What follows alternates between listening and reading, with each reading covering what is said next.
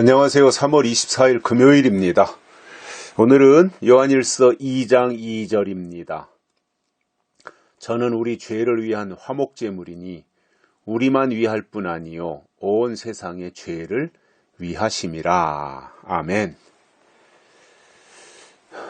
저는 우리 죄를 위한 화목제물이니, 저가 누구냐면 바로 앞에 1절에서 우리에게 대언자가 있으니 곧 의로우신 예수 그리스도시라.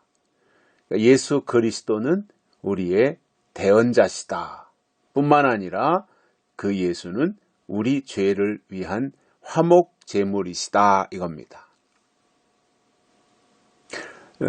레위기에서 보면 제사가 번제, 소제, 화목제, 속죄제, 속건제 이렇게 5대 제사가 나오죠.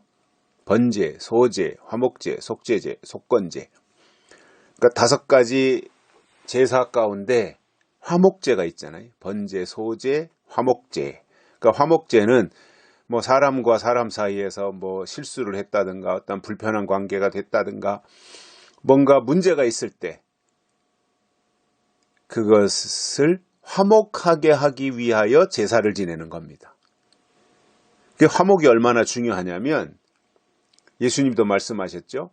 너희가 하나님께 예물을 드리다가 형제에게 잘못한 것이 생각이 나거든 제물 드리던 그 과정을 잠깐 멈추고 그리고 그 상대에게 가서 용서를 구하고 그리고 와서 하나님께 예물을 드리라 이런 말씀을 하셨어요. 그만큼 화목이 중요한 겁니다. 그런데 그 화목제물이 누구냐? 예수 그리스도시라는 거예요.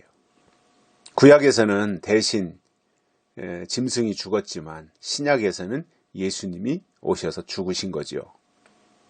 그래서 예수님은 우리를 위하여 십자가에 달려 번제물로 돌아가셨을 뿐만 아니라 하나님과 우리 사이에 격리되어진 죄로 말미암아 멀어진 그 관계에 화목 제물로 오신 분입니다.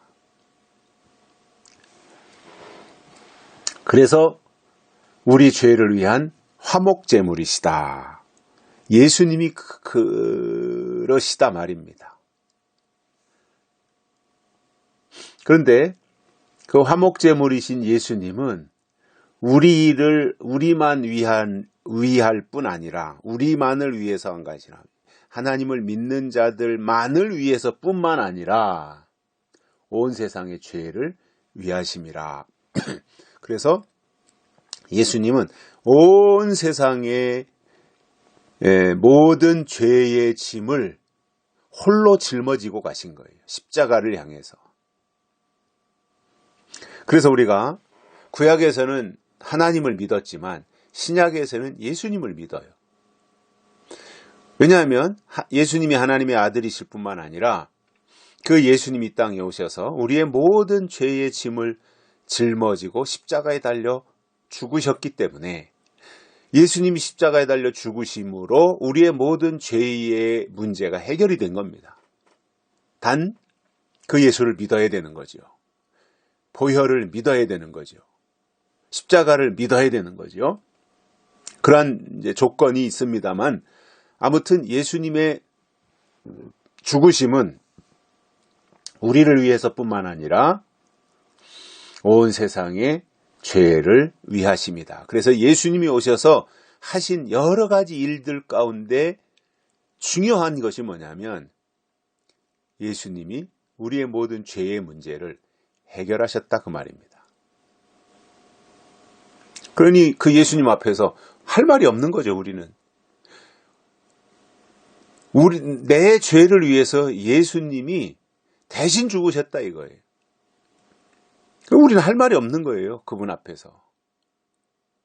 그냥 감사하며 또 그분의 말씀을 듣고 따르며 그분이 원하시는 대로 하는 것이 우리가 해야 하는 일이고 또 할 수 있는 일인 것입니다. 그렇지 않다면 우리가 무엇을 어떻게 할 수가 있겠습니까? 그런데도 이제 그 사람들을 보면 자기가 대단한 줄 알아요. 사실상 용서받은 죄인이거든요. 용서받은 죄인이에요. 예수님 때문에. 우리가 죄가 아무것도 없는 것이 아니라 죄는 있는데 예수님이 대신 죄값을 치르셨기 때문에 우리는 용서받은 거예요. 이 마음으로 우리가 살아야죠. 용서받은 죄인이다. 그런데 이제 자꾸 고개를 쳐들고 거드름을 피우려고 하는 경향이 사람들 속에는 있어요. 자기가 잘나서 하는 줄 알고 사실은 하나님의 은혜로 또 예수님의 십자가로 우리가 다 죄사함을 받고 하나님 앞에 나온 자들인데 마치 자기는 아무런 잘못이나 죄가 없는 사람인 것처럼 착각하며 살 때가 있다라는 말입니다. 그게 아니라 예수님은 하나님과 우리 사이에서 죄의 문제를 십자가로 해결하셨고 그리고 하나님과 우리 사이에 분리되어진 상태를 다시 화목제물로 삼으셔서 하나님과 우리 사이를 연결시켜 주신 분이다 그 말입니다. 그러니 그 하나님의 은혜, 그 예수님의 은혜 이것을 우리가 망각하면 안 되지 않겠어요? 순간순간 기억하며 살아야 되는 것이 우리가 마땅히 이 땅에서 해야 될 도리이지 않겠습니까? 하나님이 그러한 것을 요한 사도를 통해서 말씀하고 계시고 이러한 내용을 우리가 듣고 있다면 그리고 깨닫는다면 우리는 더욱더 하나님 앞에 부복하고 하나님이 하시는 말씀을 경청하면서 내 고집이나 내 의지를 내세우지 말고 하나님의 말씀 안에서 하나님의 뜻을 깨닫고 하나님이 기뻐하시는 삶을 살아야 할 것입니다. 여기까지 하겠습니다. 고맙습니다.